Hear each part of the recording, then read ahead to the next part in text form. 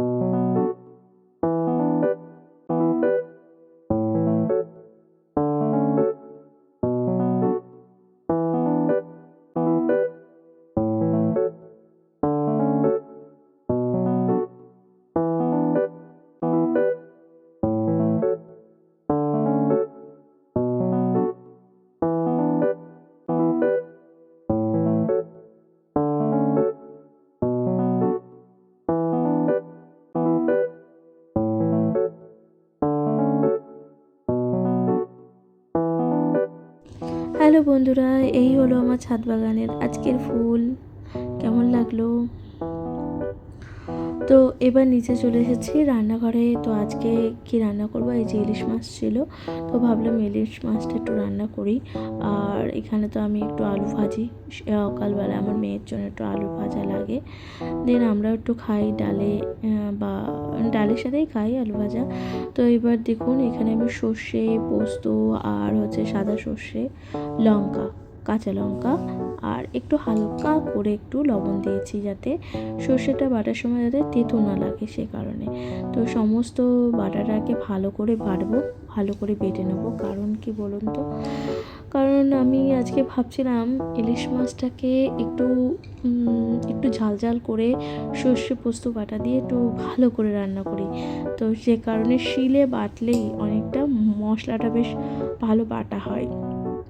Mixer মেশিনে কিন্তু বাটাটা অতটা ভালো মিহি মিহি হয় না, ভালো পেস্টও হয় না, যে কারণে আমি এই সর্ষে পোস্ত বাটাটা বাটি না। আর বেশিরভাগ টাইমে আমি শিলেই বেটে নিই। শিলে বাটলে আমার মনে হয় বাটাটা অনেক বেশি সুন্দর হয়।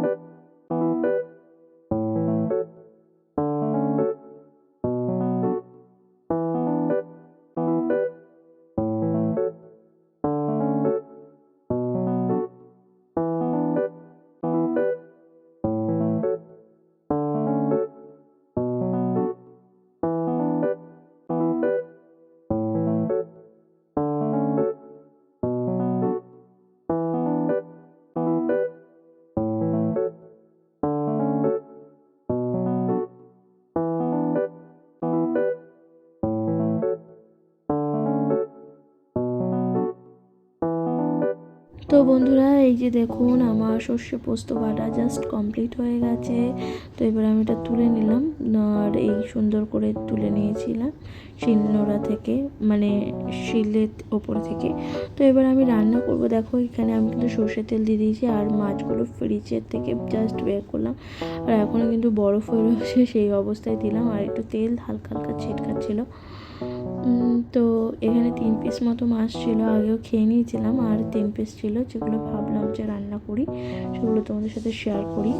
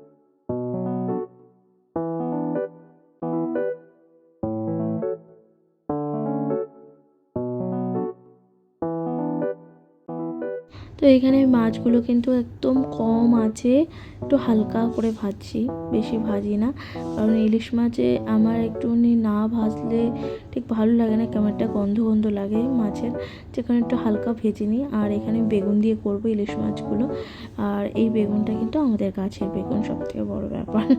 এই বেগুনটা অনেক দিন পর আমাদের গাছে হয়েছিল, সেই বেগুনটারই এখন দিয়ে রান্না করা চলছে।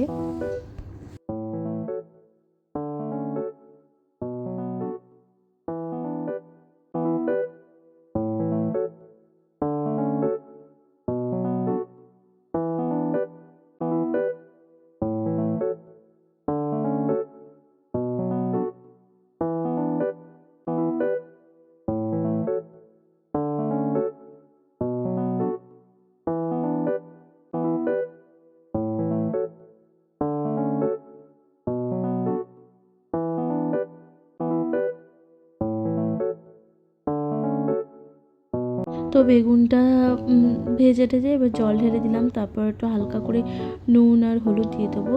তো বেগুন ভাজার সময় কিন্তু আমি নুন হলুদ দিইনি, কেন বলো তো, হলুদটা দিলে একটু পুড়ে যায়, যে কারণে আমি হলুদটা জল দেওয়ার পরেই দিলাম। তো বেগুন এখানে আমার একদম বেশ সুন্দর ফুটে এসেছে আর ঝোলটাও বেশ সুন্দর ফুটেছে। এরপর আমি যেটা করব, এই যে আমাদের সর্ষে পোস্ত যে বাটাটা যেটা আমি বেটে রেখেছিলাম, তো সেই বাটাটা এখানে আমি এখন দিয়ে ভালো করে একটু বাটিটাও একটু হালকা জল দিয়ে ধুয়ে তো এর মধ্যে দিয়ে দেবো, দিয়ে বেশ ভালো করে নেড়ে চেড়ে আবার ঢাকা দিয়ে রাখবো কিছুক্ষণের জন্য।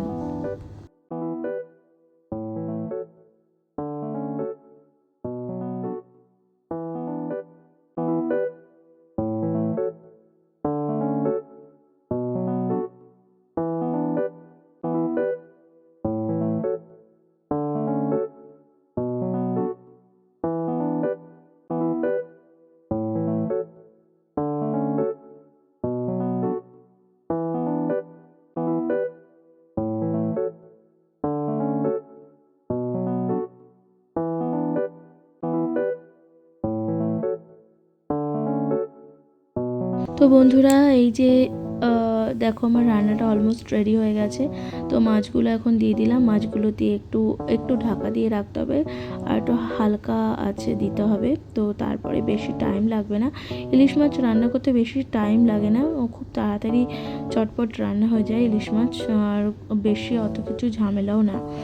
এই যে দেখো ঝোলটা আমার ফুটে গেছে, পুরো মাছগুলো সুন্দর নরম হয়ে গেছে আর খুব সুন্দর স্বাদ এসছে আর ভালো গন্ধ মানে গন্ধ আসছে। তো এই হলো, আমি একটু টেস্ট করে দেখলাম যে লবণটা ঠিকঠাক আছে কি না, ঠিক আছে। আর এখানে কিন্তু আমি একটু হালকা করে সর্ষের তেল দিয়ে দেবো, কারণ রান্নার সময় সর্ষের তেল দিয়েছিলাম। আর দেন এখানে একটু কাঁচা লঙ্কা উপর দিয়ে একটু দেবো ডিজাইনের জন্য, দেখতে যাতে সুন্দর লাগে। আর যেহেতু আমি লঙ্কা ওখানে বাটার সময় দিয়েছিলাম 3-4টে, তো সেই কারণে লঙ্কাটা জাস্ট চিড়ে দিলাম না, বেশি চিড়ে দিলে বেশি ঝাল হয়ে যাবে, তো ওপর দিয়েই জাস্ট গোটা দিয়ে দিলাম। তো ইলিশ মাছ রান্না আমার অলমোস্ট ডান, ঠিক আছে। তো এরপর রান্না করবো আমি হচ্ছে এই যে খারকোল পাতা বা ঘ্যাটকল পাতা, যে যেটাই বলো না কেন, তো পাতা বেছে টেছে ভালো করে ধুয়ে নিয়েছি। তো এতটা পেঁয়াজ রসুন আর হচ্ছে লঙ্কা সমস্ত দিয়ে বেশ ভালো ভালো করে ভাজা ভাজা করব। আর এখানে কিন্তু আমি পুরো কালো জিরেটাই ফোড়ন দিয়ে দিচ্ছি, কালো জিরে ফোড়ন। তো ভালো ভালো করে ভাজা ভাজা করে নিয়েছি। এরপর আমি এখানটায় যে শাকটা আছে, এই যে ঘ্যাটকল পাতাটা কুচি কুচি করে কেটে ভালো করে ধুয়ে টুয়ে নিয়েছিলাম, এই পাতাটা দিয়ে বেশ ভালো করে রান্না করতে হবে, বেশ কষিয়ে কষিয়ে কষিয়ে কষিয়ে বলতে পারতে পাতা যাতে ভাজা ভাজা হবে, বেশ সুন্দর করে রান্না করতে হবে। একদম কম আঁচ দিয়ে ঢাকা দিয়ে দিয়ে রান্না করতে হবে। বেশি আঁচ দিলে অ্যাকচুয়ালি যেটা হয় না, পুড়ে যাওয়ার একটা চান্স থাকে। তো আমাদের এখানে আঁচটা একটু কমিয়ে রাখতে হবে, মানে গ্যাসের ফ্লেমটাকে কমিয়ে দিতে হবে। আর লবণ হলুদ তো আপনার স্বাদ মতন দেবেন। দেখুন এখন বাইরে বৃষ্টি হচ্ছে প্রচণ্ড, মানে প্রচণ্ড হয়ে গেছিলো, এখন একটু হালকা পাতলা বৃষ্টি হচ্ছে। আর লবণ আর হলুদ দেবো এখানে টেস্ট অনুযায়ী, যে যেরকম খান। আর একটু হালকা চিনি দেবেন, যেহেতু শাক সে কারণে চিনি দিলে বেশি ভালো লাগে, মানে এই যে টেস্টের ব্যাপারটা না, লেভেলটা একদম পারফেক্ট আসে, এর জন্যই চিনিটা দেওয়া, আর কিছুর জন্য নয়। দেন রান্নাটা একদম আমার বেশ সুন্দর হয়ে এসেছে। তো বারবার একটু নাড়তে হবে, কারণ একটু লেগে যাওয়ার ভয় থাকে, আর একবার ধরে গেলে পোড়া গন্ধ ছাড়ে, যে কারণে একটু মাঝে মাঝে একটু নেড়ে চেড়ে নিতে হবে, নেড়ে চেড়ে দিতে হবে।